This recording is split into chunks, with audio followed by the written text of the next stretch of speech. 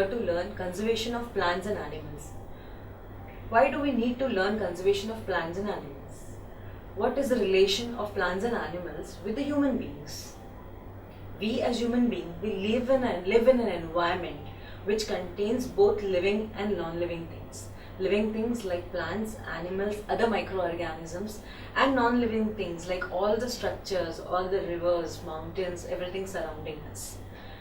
Then why do we need to conserve these plants and animals? We'll go step by step. First we'll learn why plants. We all have learned in our lower grades that plant in the process of photosynthesis, they take the atmospheric oxygen or atmospheric carbon dioxide and give out oxygen. In this process,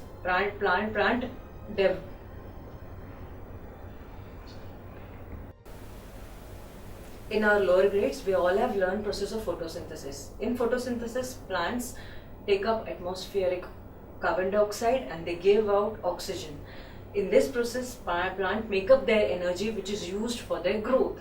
The oxygen that plants are giving out into the atmosphere is taken up by the human beings, by all other living organisms or microorganisms in the process of respiration. So ultimately, the source of oxygen is very high in plants. So that's why we need to conserve plants. This is one of the major reasons why we need to conserve plants. And the reason why we need to conserve animals is that they are our national heritage. The animals like peacock, tiger, they are what symbolize our country. They are what symbolize our place. That is the first reason, and the most important reason, animals play a very important part of the food chain. The food chain in which an herbivore gets eaten by a carnivore gets eaten by another carnivore. So ultimately, all these animals are dependent on each other. If they don't survive, if they are not conserved, entire balance in this atmosphere will get disturbed. For that reason, we really need to conserve these plants and animals. How do we conserve it? For that, we have to see where exactly these plants and animals are located. We all know the richest source of all the plants, animals, all the flora and the fauna is the forest. The forests are the tremendous source of all these different species of plants and animals. Today, deforestation is occurring. What do you mean by deforestation? The destruction of forest. Today, yes, that is very sad, but yes, all these forests are getting destroyed for many reasons. The two major reasons are either they are natural calamities and second, they are man-made reasons. Natural calamities include many things like earthquakes, like forest fires, like floods. These natural calamities cause natural depletion in the level of the flora and the fauna, the plants and the animals that are present in the locality of the forest. Man-made causes we need to emphasize more, because when we are supposed to conserve it, we need to know the causes. Why are we destroying them? Yes, we are destroying them step by step. Either we completely destroy the forest, man is destroying the forest. Why? Majorly for one reason,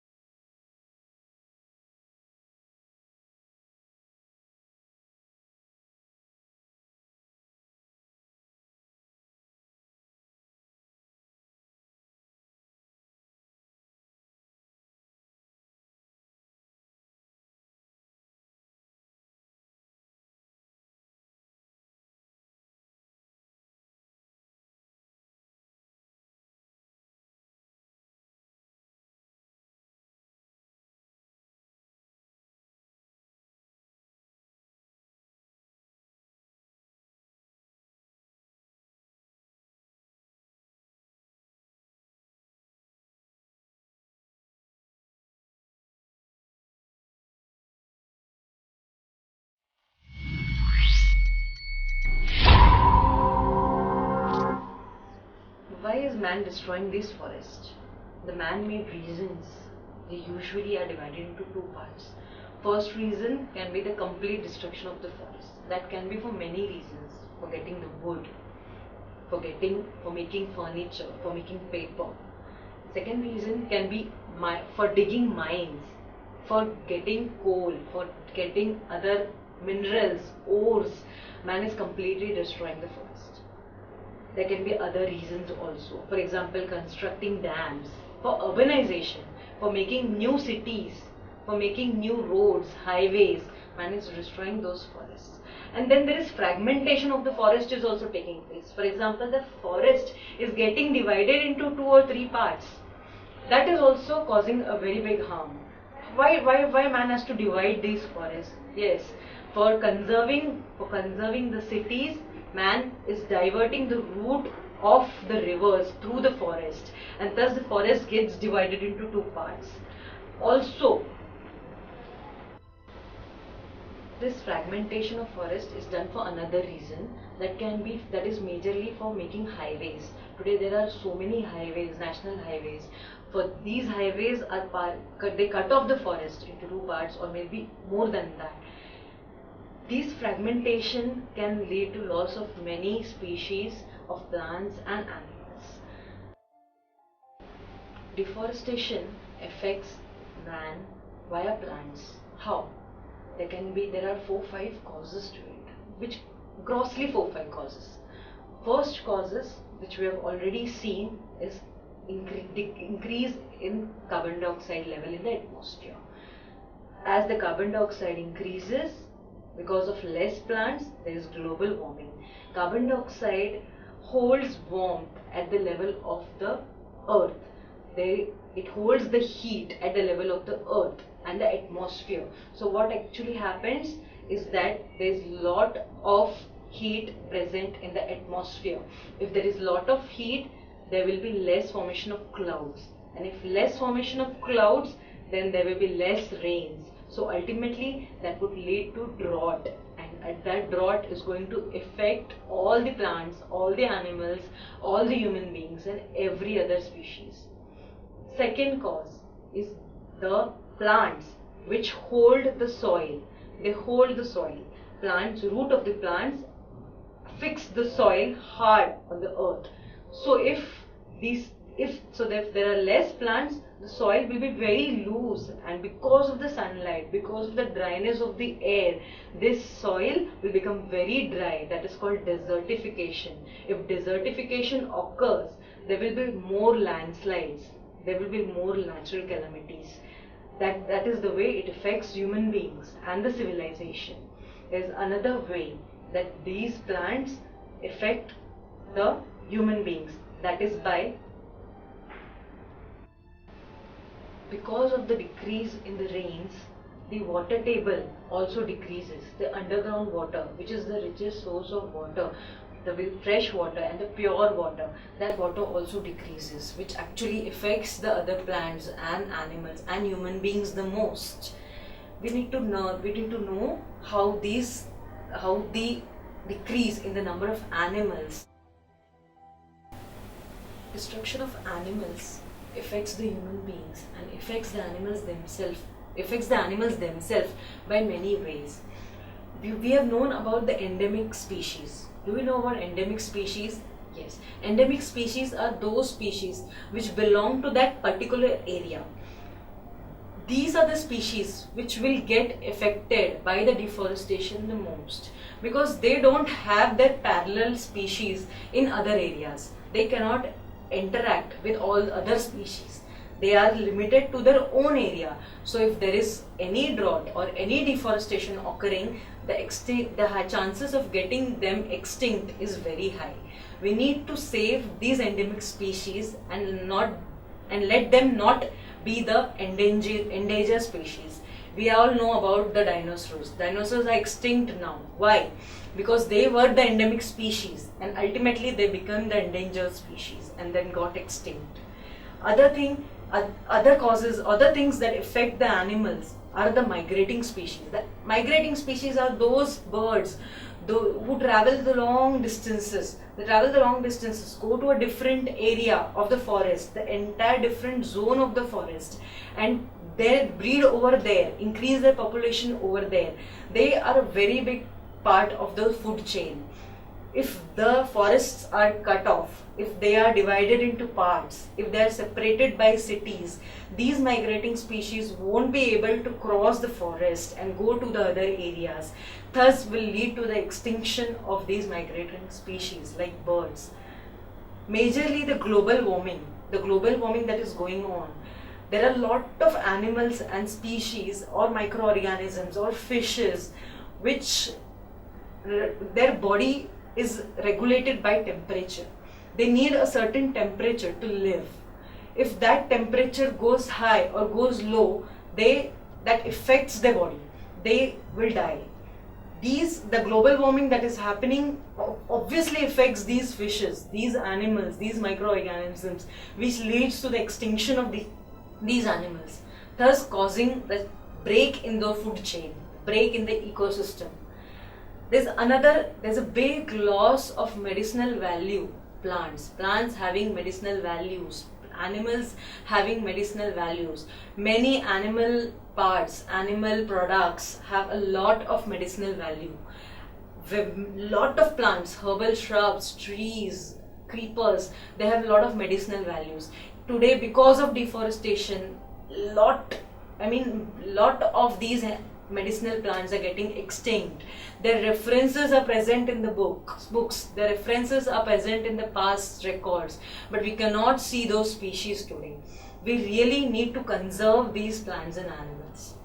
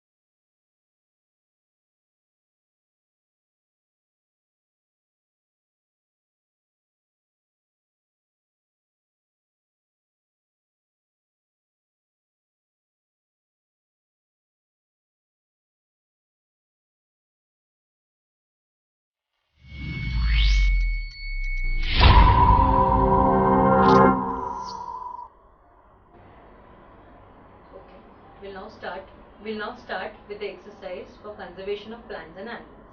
We'll start with filling the blanks. A place where animals are protected in their natural habitat is called dash. The answer is wildlife sanctuary. We've seen wildlife sanctuary are the places where all the wild animals along with the trees and the forests etc. are conserved and protected. Next filling the blank is species found only in a particular area is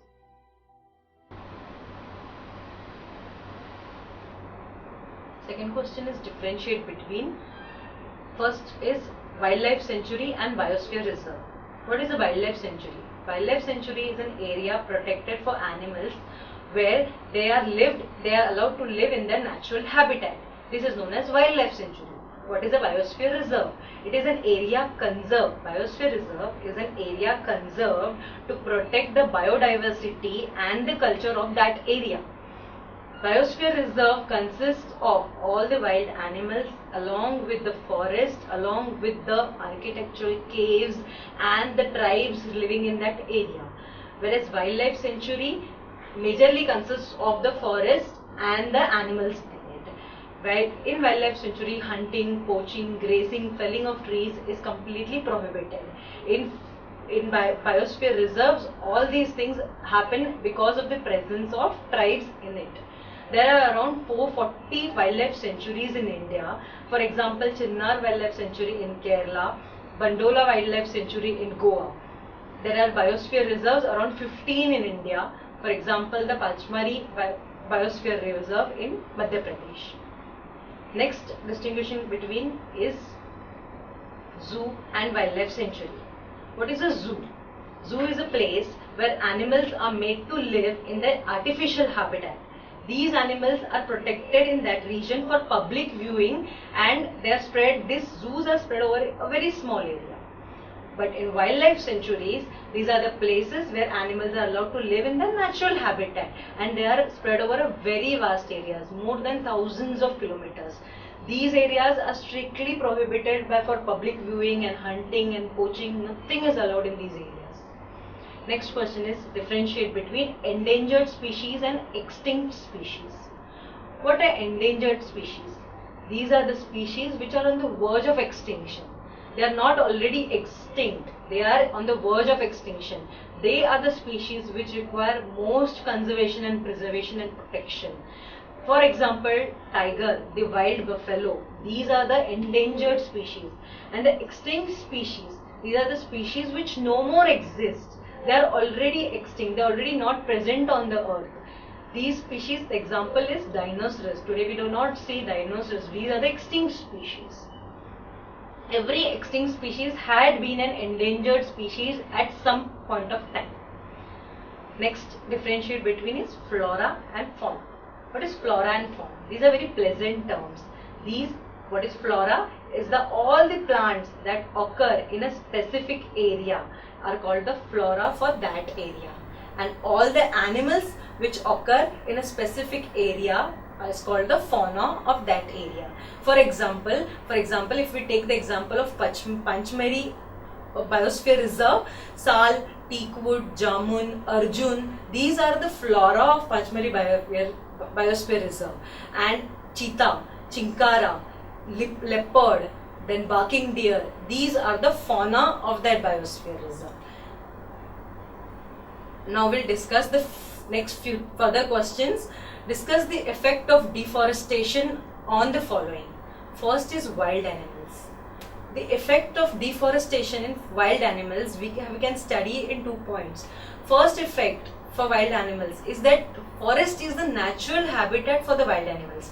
If the forest is destroyed, they will not get food and shelter. So ultimately their bread and butter, their living is destroyed, and thus this will lead to extinction. They will be taken to the verge of extinction at some point of time.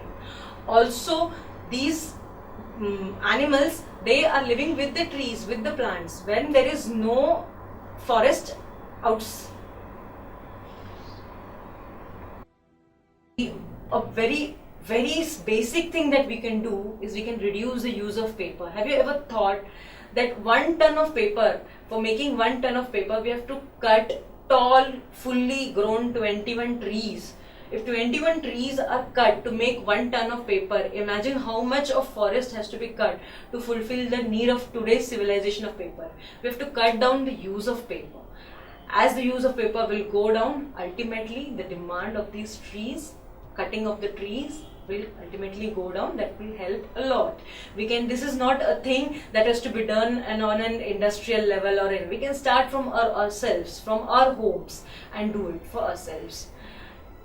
There is another thing, the quality of the food, the milk products, the animal products, the quality of the vegetables that we eat is going on degrading day by day. Have you thought why? Because the naturally available resources, we are cutting it off. We are cutting the forest off, and then we are removing the forest. So the natural habitats for these plants and animals is getting cut off. So for getting all those products from those forests, we depend on the chemical synthesized things. We are getting milk chemically synthesized, formula milk. We are taking all the meat part, everything from synthesized. There are hens today which are actually put up into a cage and asked to grow, given injections to grow. So if we actually preserve the original species, we will actually get the quality food, the quality milk products, the quality animal products, which we are lacking. So ultimately our immunity is going down, our civilization is going to degrade. So we have to think about that also. This is the way that we can conserve plants and animals. Thank you.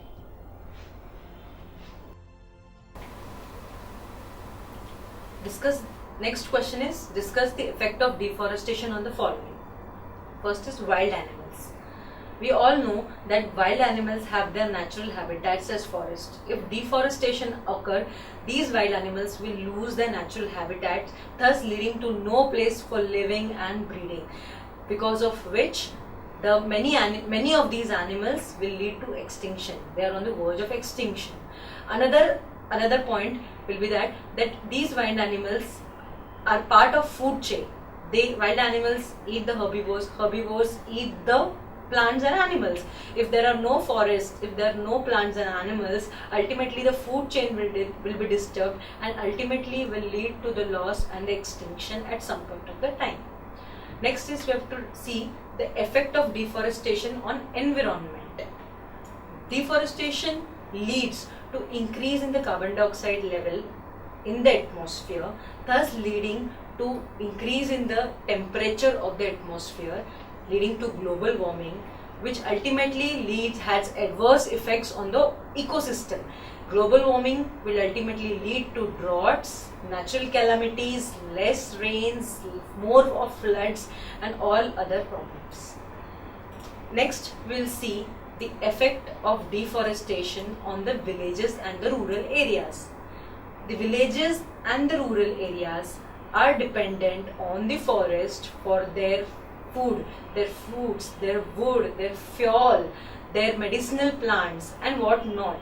If these forests are destroyed, if deforestation occurs, their resources and their living will get reduced, will get disturbed, and the wild animals of these forests will lose their habitat and they will encroach upon the villagers and thus creating problem on the villagers.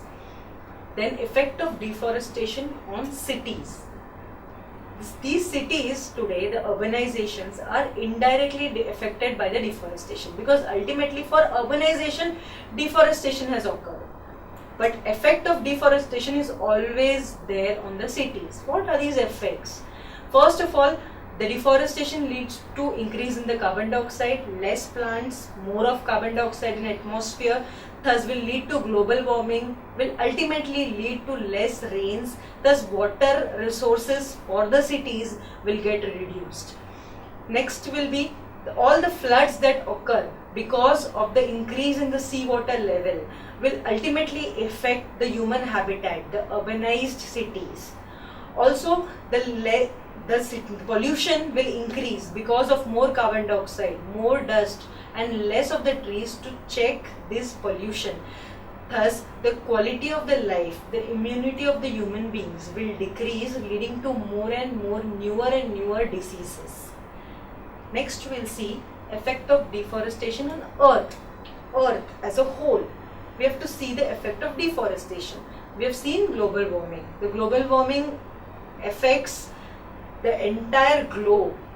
The carbon dioxide, which is present in higher quantities in the atmosphere because of less forest, because of less plants, this carbon dioxide makes the polar ice to melt. This melted polar ice increases the sea level.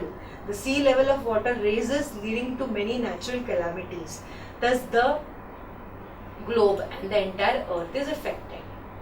Now we'll see the effect of deforestation on next generation. How is next generation affected? Yes, the next generation is directly affected. There are so many species of plants and animals. These are the natural heritage. These are the heritage of our nation. They are getting destroyed, extinct day by day. The next generation will not be able to see these beautiful and attractive flora and fauna. Also, the next generation is going to suffer no fuel, no paper, global warming, lots of pollution, lots of diseases just because of the deforestation. We'll go to the next question now.